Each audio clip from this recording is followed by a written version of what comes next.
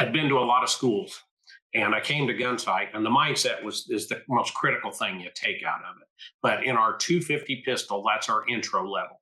Now you can come and literally say, can you teach me how to make this work, and open up the box, and we will. Or you can come as Rich Nance and have quite a bit of experience. And depending on what you put into it, you're going to take a lot out of it. Welcome to Aimpoint's Taking Aim podcast. I'm your host, Rich Nance. Here we'll take a deep dive into firearms culture and the Second Amendment lifestyle. From hunters to veterans, competitive shooters, police officers, tactical trainers, 2A advocates, and even some well-known celebrities, we'll cover it all.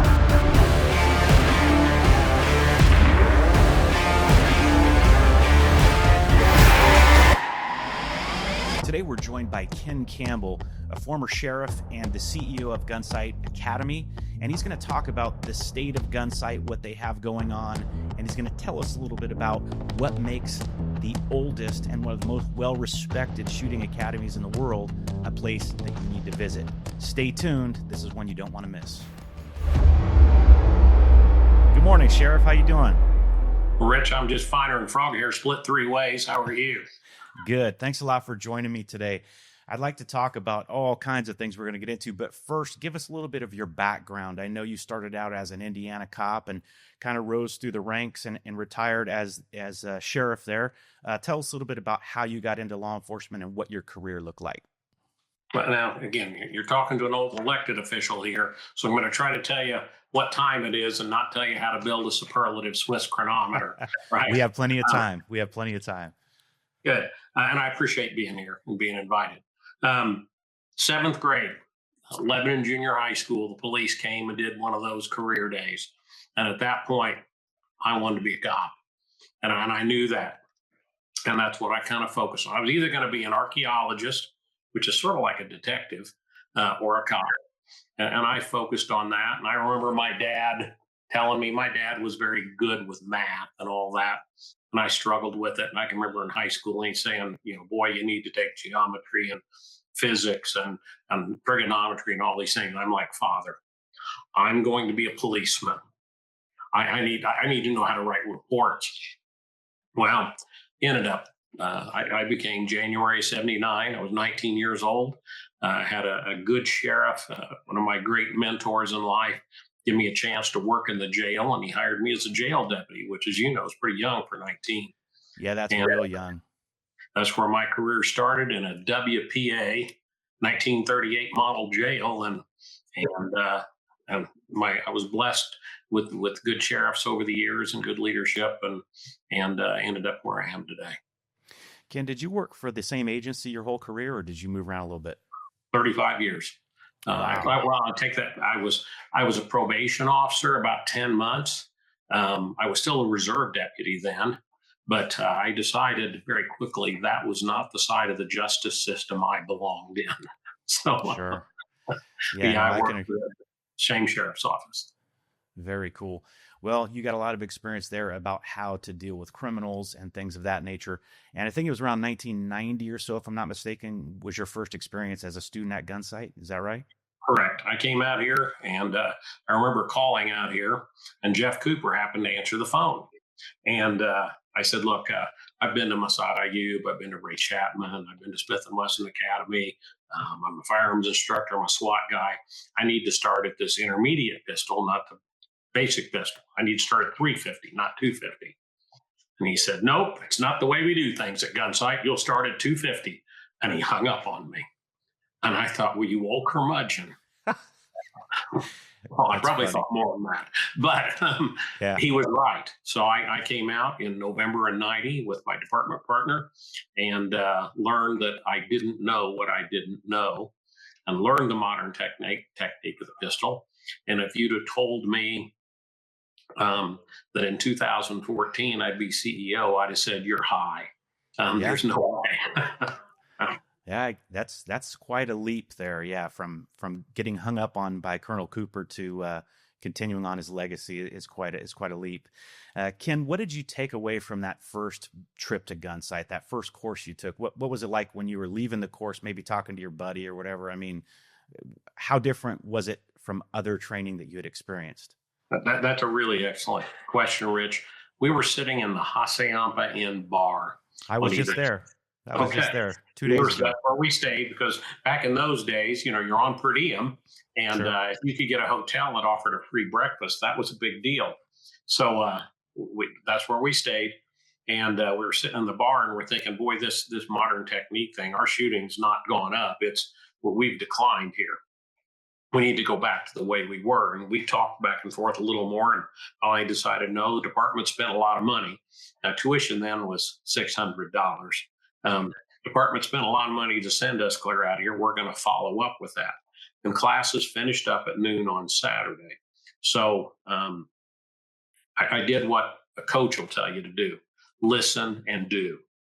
So that's what I did. I listened to what they were telling me. I did what they told me to do. And all of a sudden, my shooting skyrocketed. And I'll toot my own horn here a little bit. On Saturday morning, when we did our final school drills, I shot the only perfect score in my class. Now, that's not to say I'm that good, but I was smart enough to listen and do what they told me. I've got the picture hanging back here on the wall behind me of Jeff Cooper shaking my hand, and I'm grinning like the Cheshire Cat in Alice in Wonderland in front of that clean target. Pretty impressive, Ken, that you noticed a difference. But first it was a decline in your shooting skill because you're trying something new. And then Correct. as you listen and as you get some reps in and it starts to make sense, it's amazing that you're able to improve in the course of that few day course. I mean, that is really saying something. Well, you see it as well as I do, because you're a great trainer, and you'll see the person that's that guy, and you don't want to be that guy in class. I tell them on Monday morning when they come to Gunsite, if you're going to do it the way you've always done it, why did you send us the money? Try what we're offering. And I've done that. I've taken classes from you, and I've got another one coming up, and I'm looking forward to it. So I get trigger time because you'll kick my butt when it needs kicked. And Yeah. that's what I'm coming for. I want to listen and do. Yeah, and that's the thing. It's almost easier, and I think you'll probably agree with me on this. If someone comes to Gunsite with very little or no training, it's almost an easier student to teach than someone who comes in like you did, with your SWAT dude. You have a lot of experience. It's hard to unlearn. And what I've noticed too, I'm the exact same way. When I go somewhere else, even if they're doing something that doesn't make sense to me, as long as it's safe, I'm going to try it because that's why I went there. They're not in my class, right? I'm paying for their class. So I want to see what they have to offer, knowing full well I might not take all of it away with me, but there's little nuggets that I may be able to take out that'll make me better at what I'm doing. But I also, the more experienced you are, Ken, I know you know how this goes too. It's harder to try. Like, in other words, you're not intentionally gripping the pistol the way you've always done. It's just hard not to, because you've ingrained that habit so much that it's sort of hard to unlearn. But hey, the part of getting better is having to unlearn stuff, and that's one of the reasons why Gunsite Academy is such a great place to go, no matter how skilled you are.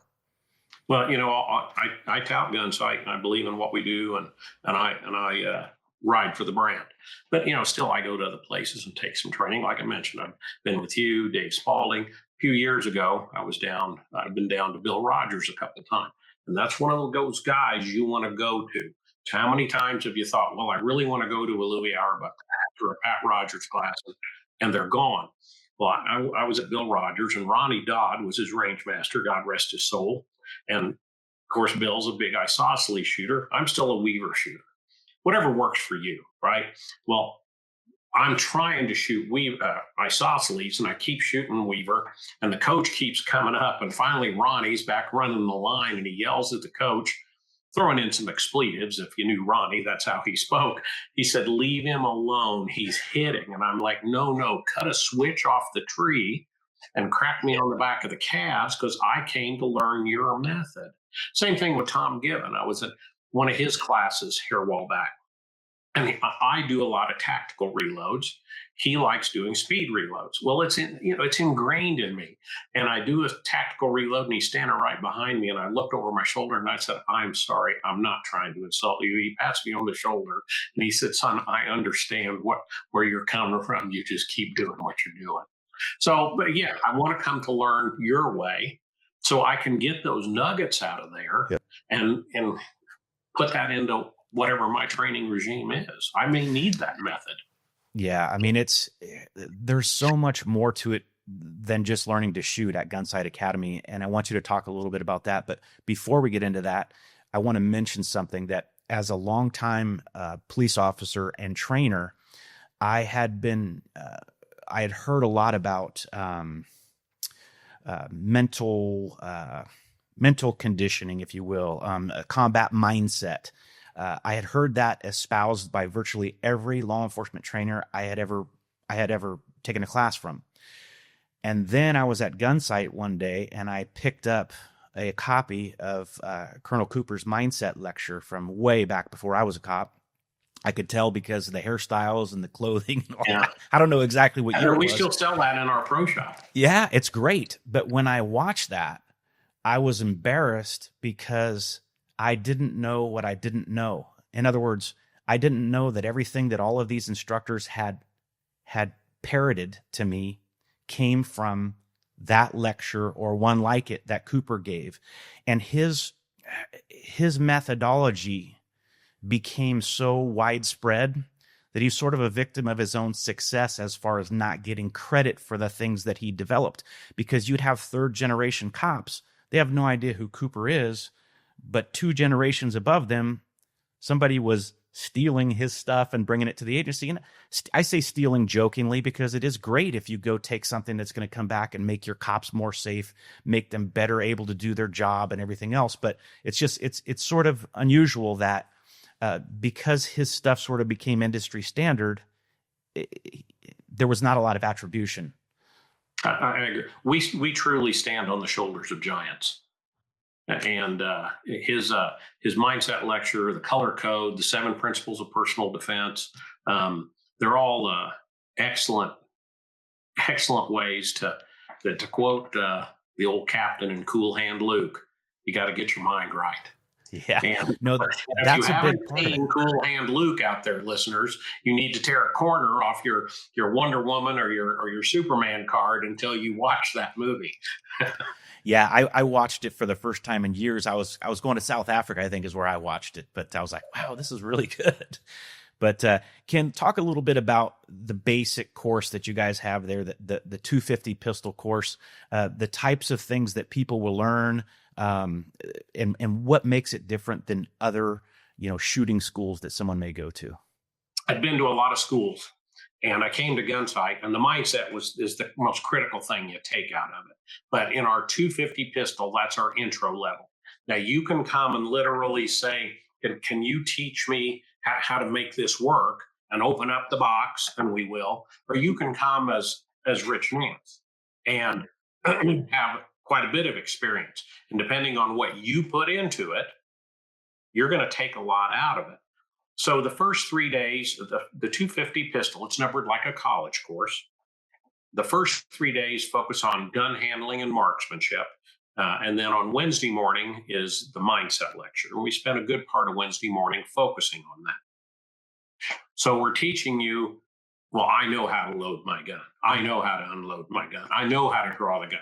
But we want to teach you our way because it's a stair-step process, and everything we do builds upon that. When we teach malfunction clearances, it's based on how we load and unload. But the KISS philosophy, let's keep it as simple as we can so you don't have to think so much. Because as we both know, when the feces does hit the oscillating cooling mechanism, things have to be as simple as you can in order to stay. You're hitting on something. I got to interrupt real quick because I'll forget. My 52-year-old brain will forget it if I don't. But no, you're hitting on something that you need to be so proficient at running your gun, at loading, at clearing a malfunction, at basic marksmanship, that is not taking up too much of your brain. Your brain has to be focused on, your ability to adapt to the ever-changing circumstances. Is there another suspect that you haven't seen? Is this guy moving?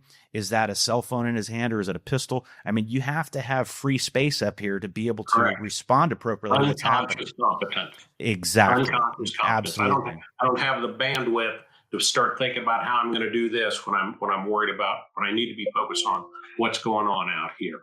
That's the critical part. So we do mindset Wednesday morning. Wednesday afternoon, we're back on the square range, and then we're actually working with door frames and window frames, showing you how to do that on the square range. And then we break into groups and we go down to the live fire shoot house with blue guns. So a part of the class is up on the catwalk, and let's say you as the student is down with the instructor, and we're showing you how to clear a couple rooms with a blue gun, no live fire, nothing, because there's folks up on the catwalk. That way, the student who's up on the catwalk vicariously experiences it over and over again. That's right? so important. And that's a view that they don't normally get. So they're seeing how things happen. How fast is the first guy in the door versus second guy, if it's a team type of thing, for instance. Why isn't he what footwork is he exactly? Yep. Exactly. So we do that because on Thursday morning, you're in that live fire shoot house and the live fire outdoor simulator, one-on-one with the instructor, real guns, real bullets, rooms, doors, windows, furniture, good guy targets, bad guy targets. So you can identify to make sure, because not everybody needs to be shot. And you're going through on Thursday. And then outdoors, we have washes. Again, good guy and bad guy targets that you have to clear. So there's a third of the class on an indoor simulator, a third of the class outdoor, and a third on the square range, working on different drills. And you rotate through. Thursday afternoon, you're back working on the square range again, and also getting ready for your night shoot. Because Thursday evening, we're teaching you how to work with a flashlight on that square range. Because miscreants hunt at night, so we've got to be able to deal with that also. So you can learn how to not just hold the flashlight, but clear a malfunction, reload, all these kind of things, search with a flashlight.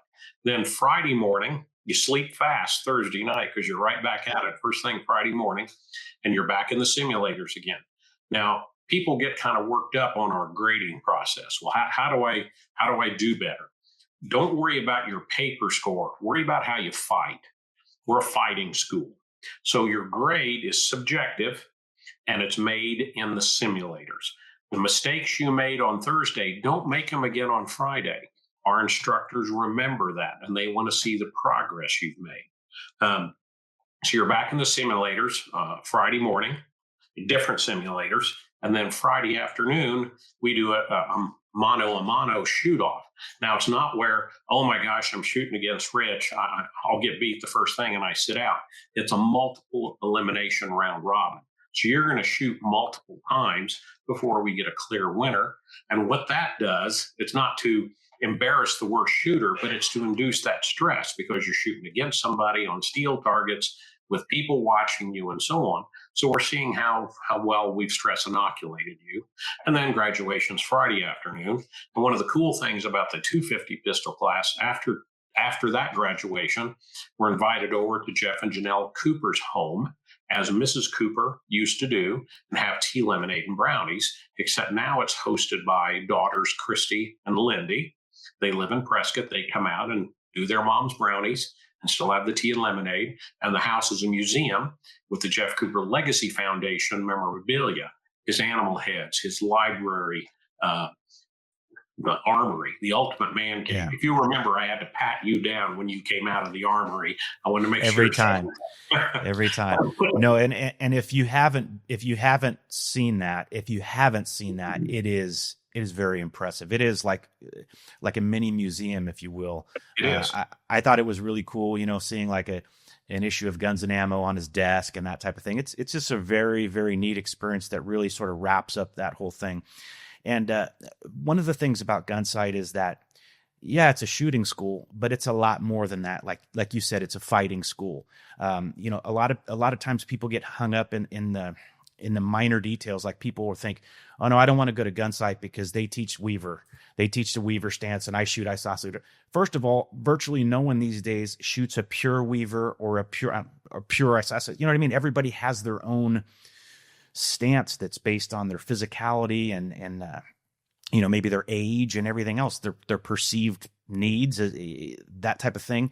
But to dismiss everything that Gunsite can offer because you're a isosceles shooter is wrong. I mean, you're losing out on a lot of stuff, and quite frankly, like you said earlier, it doesn't matter what your stance is like. If you're doing good, if you're in a balanced fighting stance and you're hitting your target, nobody's going to mess with you, and they shouldn't.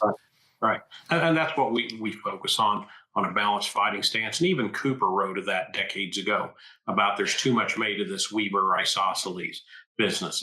If you can be in a balanced fighting stance on one leg, shooting over your shoulder with a mirror, getting your hits and stay in the fight, okay, if that works, that's fine. So that's what we teach. And, if you foolishly read the internet comments, the Southwest Dinosaur League, and we force you to shoot a Weaver, we only shoot 1911s, blah, blah, blah, blah, blah. If you research that, 99% of those folks have never been here. So they really don't know. We don't force you into shooting a Weaver. We show you all the different options. We teach strong foot forward as well, because that may work for you. It works well for ladies, it seems to, for us. So we teach that.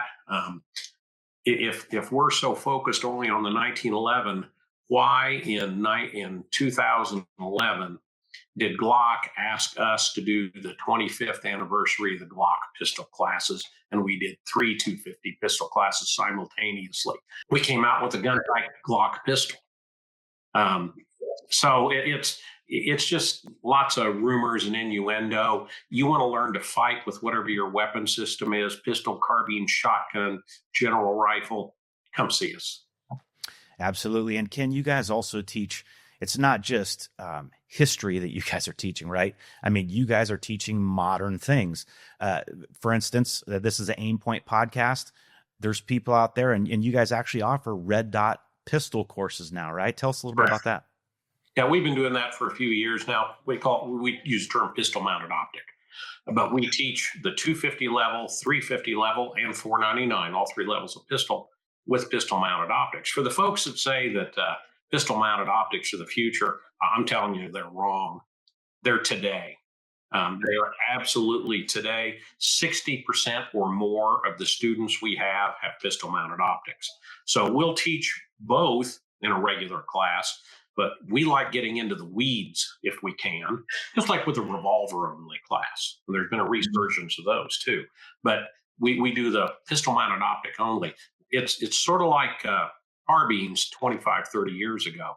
Son, what's that funny looking juice can on top of that rifle? Real men shoot with iron sights. And now if you don't have an optic on your carbine, what's the matter with you? So that's where we are with pistols. And you mentioned, I think you said you're 52. I turned 66 in a couple of weeks. I wear trifocals. I feel like I'm cheating with a pistol mounted optic now, especially at distance. But why do I not let technology help me? And I'll give you a little secret here, and I can't get too specific, but we're working with Aimpoint on something else, a Gunsite edition. And that's all I can say at this point, but you're going to be the first ones to hear about it. I'm sure you've seen the press releases yesterday about the COA, which is their joint venture with Glock. I think that's going to be really cool. I had an opportunity to shoot that a couple months back, and looking at it on paper and seeing the specs and understanding how it mounts and all that is cool. But when you shoot it, it's very neat. I mean, it's small, but the window is big, and that I think is very important and beneficial. And I don't want to get into red dots too crazy, but just tell me a little bit, Ken, about your feelings, because I know you sort of were a later adopter. You have so many years on iron sights, but I know that you have come to really appreciate a red dot. And you mentioned the vision thing being one of the things, but what else is it, do you think, that makes it a red dot beneficial for a pistol shooter? Well, I'll tell you, especially with young people today, old dogs like me, it takes a little bit for me to change my presentation a little bit so I get that dot in the window where I need it to be right away, and so on. Certainly with your eyes, certainly whether it's poor eyes or not, at distance, it helps. With young people today who are used to doing things on screens, on videos and phones and so on, I think they pick right up on it as well. And that's not to say we don't want to learn the iron sights too. You do, because technology will fail at some point. I don't care how robust it is. And Aimpoint is the gold standard when it comes to these things. But at some point, something's going to happen. So you got to use those iron sights, but the optics just make a difference. I learned to shoot when I was a little boy in our basement. My mom bowled one night a week, and we had a 22 caliber bullet trap in our basement. And on my mom's bowling night, my dad and I played tic-tac-toe in the basement with 22 shorts. And that's part of why I'm wearing hearing aids today, I'm sure. But when I would shoot that little gallery gun, boy, you close that left eye. So I got used to shooting with my left eye closed. And with iron sights, I can make myself kind of squint my left eye. Now, I like leaving it open. We both know I want to see as much as I can, but I just can't leave both eyes open. Well, with that pistol mounted optic, carbine mounted optic or pistol, I can leave both eyes open, and tactically that's much more sound, and I think it's quicker as well. So now that the pistol mounted optics are robust, and it's just like with carbines when they came out. Initially, they were a little more fragile. Same thing with the pistols. Now they're like an old Timex watch, man. You can just drive over them and they keep on running. Yeah, crazy battery life for a lot of them, and it's just yeah, absolutely. That's I was talking to Andrea Serwinski at Aimpoint just recently about some rifle optics, and I said I've still got an Aimpoint for my carbine that's probably 20 years old. The problem with it is there's nothing wrong with it. I can't see any reason to spend money to upgrade it because it works just fine. And what a great problem to have, except for your marketing department. Exactly. Hey, Ken, we've talked a lot about pistols. Gunsite teaches a lot of other firearms, a lot of other disciplines. I know I've taken some shotgun classes there. I know there's carbine stuff. There's long range stuff. Am I missing anything? Right. We do pistol, carbine, general rifle, which takes you out to about 300 yards or so. And it's for two-legged predators as well as four-legged predators. We do, we brought back the safari class, safari prep, which you and I were. That was awesome. Awesome yes, class. My trip's getting set up for 2026 to Africa.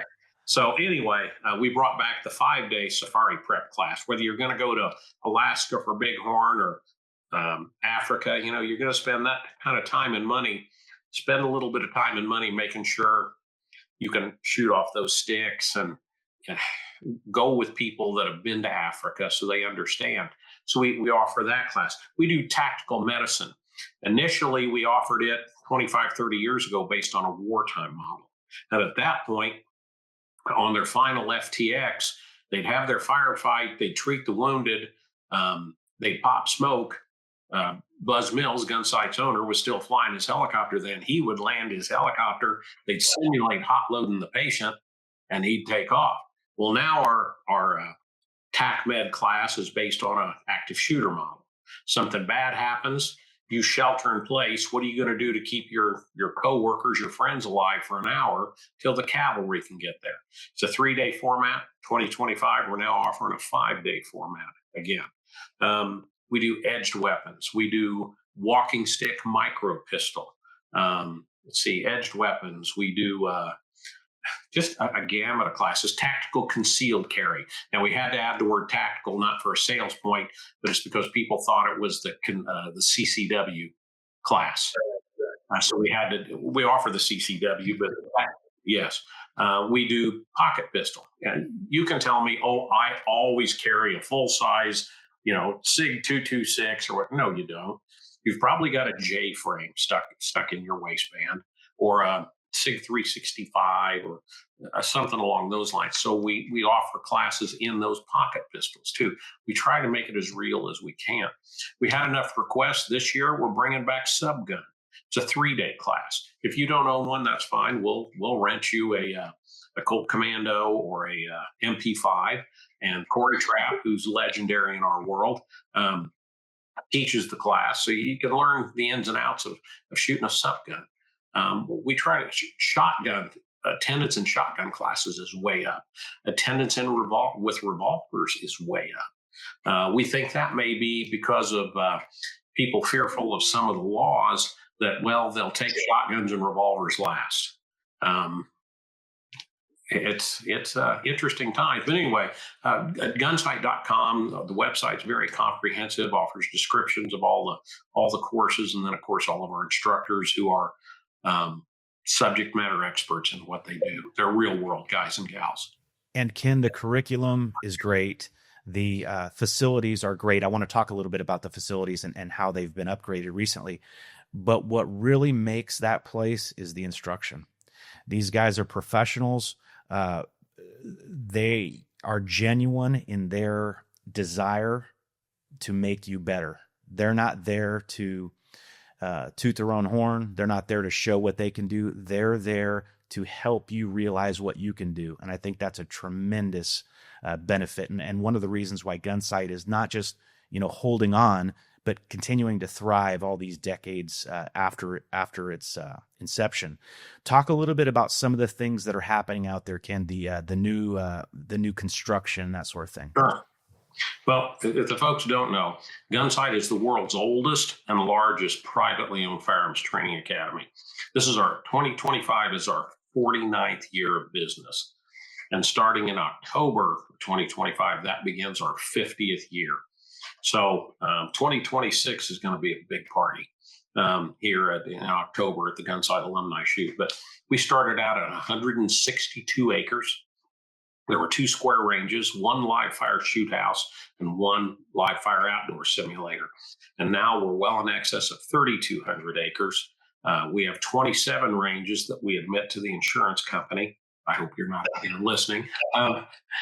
We can shoot from contact to 2,400 yards. We keep good Americans alive. A lot of people think our primary business is law enforcement and military, and we love all that. The soldiers, sailors, airmen, Marines, coasties that come here, some on their own dime, some on Uncle Sam's dime. We get a lot of the, when Charlie Beckwith stood up Delta, they came here. Their pistol manual was ours. We get a lot of the Fed agencies. The Quantico FBI HRT has been out here. BORTAC, Border Patrol Tactical Unit, has been out here, and other alphabet agencies. When the CIA comes, they're interesting because I'll meet them on Monday morning. And yes, I'm Rich and I work for Department of Defense. Rich, that's cool. I signed the contract. We both know you're lying, but okay. You work for DOD. We get celebrities. Tom Selleck is a multiple Gunsite grad. Other celebrities, sadly, who can't speak of it because they get blackballed. Sure. Because they're pro-gun. Now, what are you going to do to Tom Selleck, right? Yeah. Oh, you don't shave his mustache. Yeah, I'll be at my beach house in Maui if you get serious, But our bread and butter is you, Earth people. We love our military and law enforcement folks, but Earth people, good Americans, is the primary part of our business. We've been growing. We've had 9 record student years in a row. The COVID year was a record student year. We've just recently completed just about $2 million in capital improvements, ranging from paving the road again. And if you came out here 10 years ago, the road was a legend. It was an Arizona dirt road. And it was part of the experience. Yeah, tactical driving course to get there, yeah. The rental car companies should have given us money for what we saved them on realignment fees, right? New office, new pro shop, new instructor quarters. So we're going to have the best instructors in the world, and we do, with all due respect. No argument here, Ken. We do. We've got great housing for them. We've got, with record student numbers, let's just say I needed more seating capacity, so we built bigger bathrooms. We're getting ready to, if once the zoning gets approved, a bigger mess deck, our lunch area. We're doubling it in size. We're going to build a new warehouse. Once we get the new warehouse built, the old pro shop, which was classroom when I started, will revert back to classroom. and actually be 2 classrooms, because I'm out of classroom space 30-40% of the time. We got so many classes going on. It's a great problem to have, but not from the student perspective. And then we have plans another 2 or 3 years down the road. I've already had the earthwork done on the other side of the new bathrooms, another classroom there. And maybe in 5 years, we may have our own Gunsite Lodge. We have a wonderful campground now. It's just gorgeous. It's a hidden gem here. But we may have our own lodge, and let's say we lease it out to Rich Nance to run it for us. I don't want to be a Holiday Inn innkeeper. And part of the deal is you got to offer our clients breakfast and dinner. Lunch is already available here. You can come and spend the whole week and never have to leave the campus. So we're looking 5 years, 10 years down the road under Buzz Mills' leadership and wisdom and knowledge. And we're just full speed ahead. And Ken, you guys have a really solid gunsmith there. Tell us a little bit about that and how that works out. Right. The Gunsite Gunsmith has been legendary over the years with different people, starting with Kit Carson and Ted Yost and Mike Moore and others. And then about 3 years ago, a young man named Dave Fink came in, and he works with a name that's also familiar in our industry of Bobby Tyler as a mentor. And Dave opened up the shop here, and he's doubled it in size. I think he has 7 full-time gunsmiths working for him now. He does great work on his own, but part of the deal for being the Gunsite Gunsmith is if you're a student and you got a gun problem, whatever they're working on gets put down, and they work on your gun so you can keep going during so you don't miss anything in your class. It gets fixed. And if he makes springs. I forget what pistol it was. He made a spring for me. I was amazed. I dropped it off, and he goes, "Well, come back after lunch." And it was done. I'm like, what the heck? And I just took another pistol to him, a CZ P9 Nocturne, and trigger was a little, not to my liking. Well, it's wonderful now. So he did a heck of a job on it. He does. He's making great guns for us now. We have a Gunsite version of a 2011. Again, we only shoot Weaver and only shoot 45s. Well, we have a Gunsite version of a 2011. So it's a high cap 9mm with an optic, with 3 magazines, and so on and so on. And again, even dinosaurs like me evolve. I have one, and shortly thereafter, my wife, the young and lovely Mrs. Campbell, who works in the pro shop, who shoots, says, "I think I need one of those too." Well, Merry Christmas to us. Yeah. Instead of buying, the good news is you get to buy a gun. The bad news is you have to buy 2 guns. It's a good trade-off, though. So, hey, Ken, Dave's making those, and he's also making the Gunsite service pistol with an optic and without on a 1911 platform. So again, there's the combination of 2 centuries, right? The 1911 plus an optic on a pistol. And just recently, he came out again with a very popular pistol for us years ago. It was a concealed carry officer. It's a commander top end and an officer's bottom end. That's my favorite carry pistol. I like commander sight radius with a summer special type holster. I can hide the barrel real easily, and the butt's not too long. Well, he makes a lightweight version in 9mm, and it runs just like a top, and then the steel frame 45 version. So Dave's making those out of his shop too. So we just keep growing, and it just continues to amaze me. We're blessed with the clients we have, with the staff we have. We call it Gunsite family. And you understand that. You've been here. It's more than just a shooting school. I try to tell people, you need to come to Gunsite. No, I've been to a shooting school. How about the Grand Canyon? Well, I've seen it on TV. No, you need to go see it. Well, I've seen it at the IMAX theater. No, and the first time you walk up to the Grand Canyon, and there is all of God's grandeur out there in front of you. I'm not comparing us to the good Lord, don't get me wrong. But when you come here and you experience the epiphany here, the family atmosphere, everything we offer, as opposed to load and holster 6 live rounds and shoot. It's hard to explain. It is. Everybody there is very welcoming. It's an inclusive environment. In other words, you don't feel like, well, I'm not a high speed operator, so I don't belong here. Nobody's looking down at you, or everybody's happy that you're there, that you're trying to become better, become more capable and independent, better able to protect yourself. And so I think that speaks to that family atmosphere that you talk about, Ken. And I bet you guys have a ton of repeat customers, right? Oh, I call them recidivists, right? An old sheriff.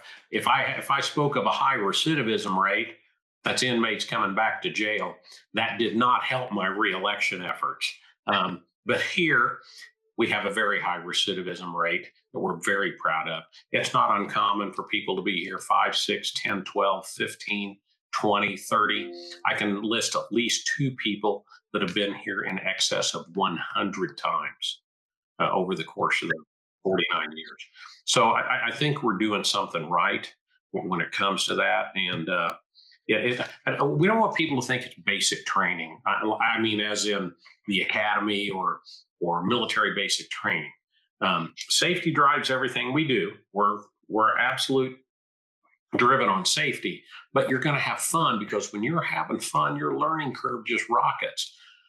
Women, don't be intimidated. Come have fun. We do offer ladies only. Some ladies don't want to learn with men in class. We understand that.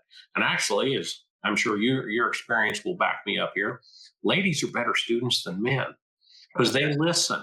We've got this machismo. We know all there is to know, and they accept what we're suggesting. So unless it's their husband teaching, Ken, if it's their husband, but yeah, I can't blame them for that. One of the best piece of advice is I was very good friends with a fellow named Louis Auerbach, who was a legendary trainer and since passed away.